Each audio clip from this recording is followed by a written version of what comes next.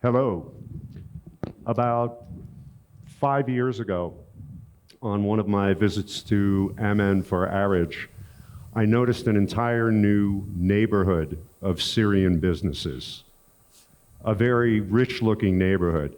A year later, I went to Istanbul and saw another such neighborhood. And suddenly, it occurred to me that the image we have in Europe, where I live, of Syrian refugees was incomplete. That not only 800,000 hungry, cold, poor people with nothing but what they had on their backs had crossed the German border, but that a vast stream of capital, human capital, skill, money, had crossed the borders as well. And I talked to people about this story for a couple of years because I didn't see how I would ever be able to do it. And then I had lunch with Hoda in New York, and I said, Hoda, this is what I've seen. And she said, we can do this. And then Radio Rosanna came into the game, and for me, this was a dream, okay? I've known the people at Rosanna for 10 years. They have great characters, which matters a lot. They were people I wanted to know better and collaborate with, and I knew the story would be impossible without them. Next slide, please. So, the major problem we faced was that nobody in the world had any idea how many doctors had left. We looked at other elites. We looked at manufacturers. We looked at people who had bakeries. We looked at people who make clothes. But we realized that finding those businesses would be a huge job that would be beyond anybody's capacity. So we thought of doctors. And then we discovered that nobody in the world could say how many doctors had left, or so it seemed. We heard estimates ranging from 30% up to 60%. So we began looking for the data. We had one starting point. In 2010, it was known that there were 30,000 doctors in Syria. So if we could figure out how many were left a number of years later, we could start to figure out how big the diaspora was. And we got lucky, okay? You tend to get lucky when you're looking. So we finally came across a United Nations database where it's called HERAMS. First time I heard that name, I had no idea what it meant. And the HERAMS database surveyed medical facilities in Syria. In exactly 1 year, 2020, they surveyed the ensemble of facilities in Syria. So then it was simply grade school arithmetic. We added up the doctors that they found and subtracted 30,000 from that number. And we realized that the highest estimate of the doctors who left Syria was low. Approximately 75% of Syria's doctors left the country, according to the data we had in front of us. Then I began trying to see if anyone had left references to these doctors in open sources on the internet.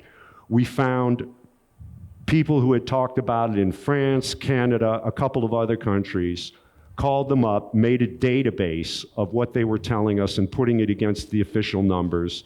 The OECD sent us a database that we could use to track the doctors who were registered.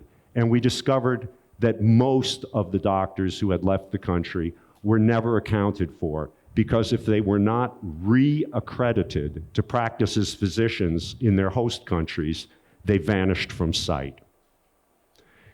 And then we had to get another piece of the story, and that's where Rosanna came in. Thank you, Mark. في الحقيقة القصة لم تكن Thank you. This was not an easy story to look for a homeland where doctors or physicians live, especially in Syria, and those who left to Europe but could not find a place to work. This was a painful story to look for those who can provide mercy, offer mercy to people, whereas they themselves need this kind of mercy. in order to find their future. The European policies adopted at the time and accepting the refugees prior to 2015 totally ignored all the expertise, including physicians who arrived in Europe. They were subject to discrimination. And this is what we found through the interviews we conducted with the policymakers and those who are responsible for these policies. They were discriminated against based on their nationality, whereas all the other refugees were able to get to access job opportunities, whereas thousands of Syrian refugees were outside this. They were discriminated against also based on their religion.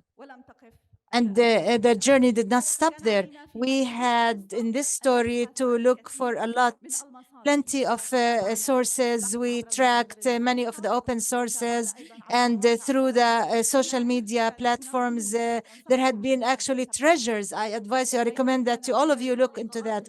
There had been also the interviews that we conducted and the secret clinics that were established due to such regimes in Syria, Lebanon, and Turkey.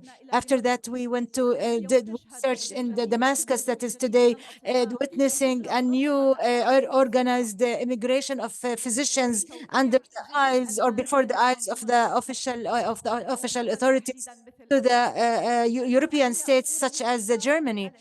So these secret medical clinics that we visited, it was difficult for us to get some pictures, to take some pictures of these clinics, but we had to use AI to take pictures or to try to gather pictures of these places. It started in 2019, followed by the corona, and there is a secret clinic in Turkey.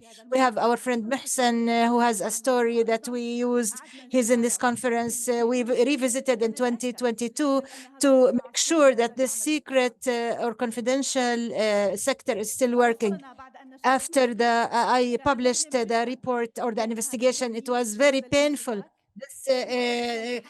This violation against Syrian physicians, they communicated with us from the Gulf states, from Sudan, also from Libya. And this was very painful because those physicians had to leave to their countries that already live conflicts, to other countries that also live or experience other conflicts. I can tell you today that there are families who wish the death for their relatives, especially when there are very difficult situations where you don't have specialized physicians who can work according to their specialties or fields. Today, we have 250 physicians in Syria in a sector that needs a lot of support. This is the story. We hope that there's a hope for these new immigrant physicians, but the journey is not done yet or not completed yet. I will say just one thing quickly. When you pick a partner, don't just look at their skills, look at their character. Are these the kind of people you want to be spending the next 6 months of your life with, getting to know them? With Rosanna, the answer was yes.